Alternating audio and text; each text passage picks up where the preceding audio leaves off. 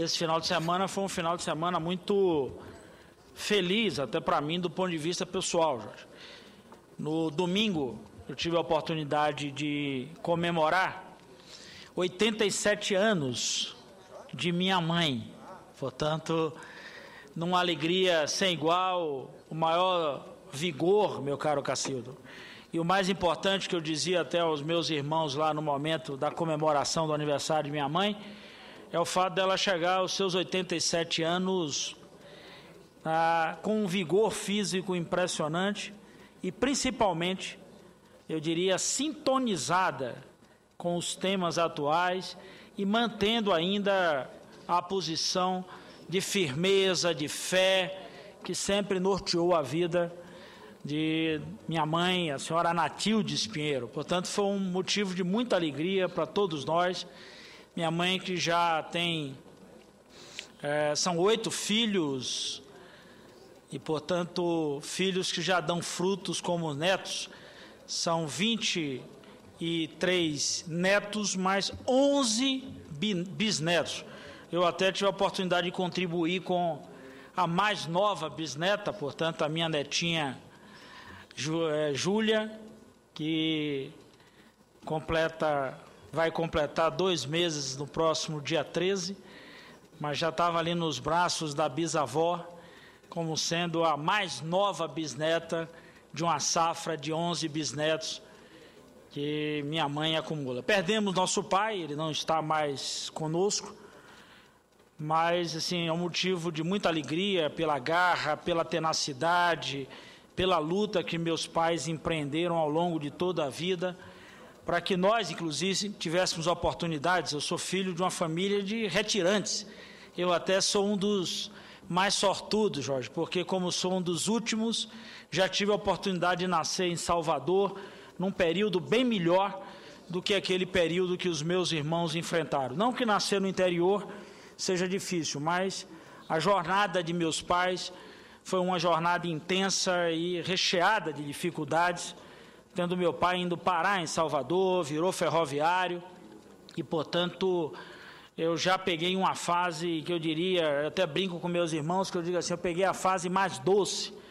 Como meu pai no início da vida tinha lá, andava na feira, mas era marchand, matava animais e tinha a história da rapadura. Então meus irmãos pegaram a fase mais dura, eu já peguei a fase mais doce.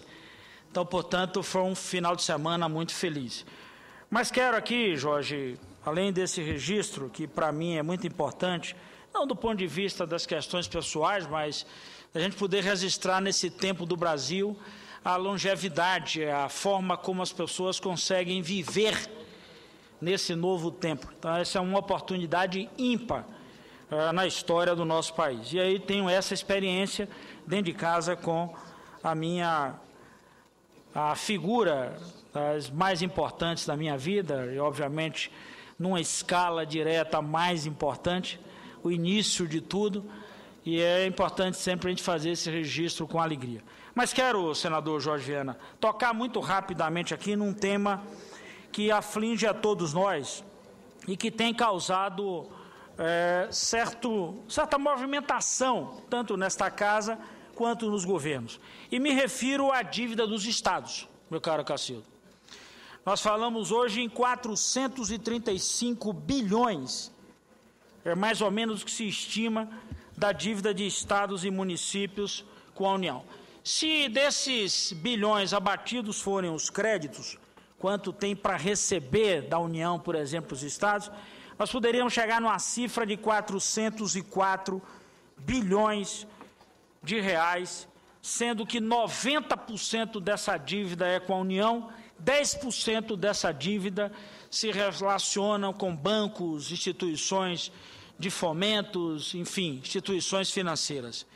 É bom salientar, meu caro Cacildo, nós que somos de estados menores, que 90% dessa dívida se concentra, ela tem a sua maior parcela nos estados de São Paulo, Rio de Janeiro, Minas Gerais e Rio Grande do Sul.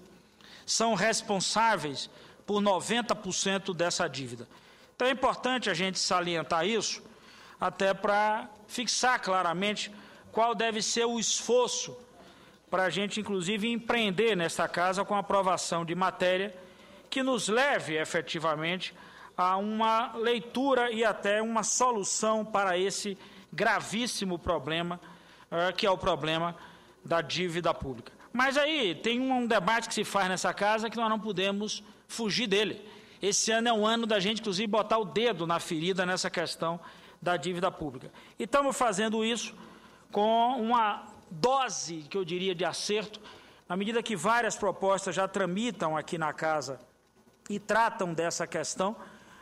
Quero chamar a atenção dos diversos projetos, mas a renegociação da dívida com a União passa exatamente pela mudança do indexador.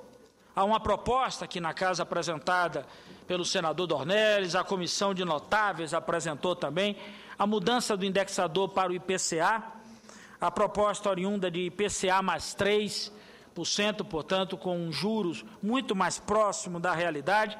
Isso resolveria problemas enormes de diversos estados. Além do indexador e da taxa de juros, nós estamos brigando muito para que verdadeiramente a gente consiga ter também o alongamento dessa dívida de estados e municípios. Então, eu quero dar só um dado aqui para a gente entender como é que isso se posiciona. A Bahia, por exemplo, tem uma dívida consolidada de 10,4 bilhões de reais. A dívida líquida nossa consolidada é de 8,919, portanto, quase 9 bilhões a dívida líquida consolidada do Estado da Bahia. Para uma receita corrente líquida, meu caro Cacildo, de 19,2 bilhões, o que significa claramente, se trabalharmos a relação dívida com receita, nós vamos encontrar em uma relação dessa dívida consolidada com a nossa receita corrente líquida de 50,8%, ou, se for na dívida líquida consolidada com a receita líquida, nós vamos encontrar uma relação de 37% de comprometimento. Então, isso leva o Estado da Bahia a um sofrimento enorme. Esse ano, por exemplo, a Bahia terá que desembolsar 1 bilhão e 600 para honrar compromissos da dívida. E só poderá fazer investimento na ordem de 1 bilhão e 500. Se nós tivéssemos esse alívio, eu estou falando aí agora, se numa somatória direta, de investimentos na ordem de quase 3 bilhões e 200. Portanto, é fundamental que aprovemos aqui a nova regra, um novo indexador, e que também adotemos uma postura na mudança desse caráter de parcelamento da dívida de estados e municípios, como uma parcela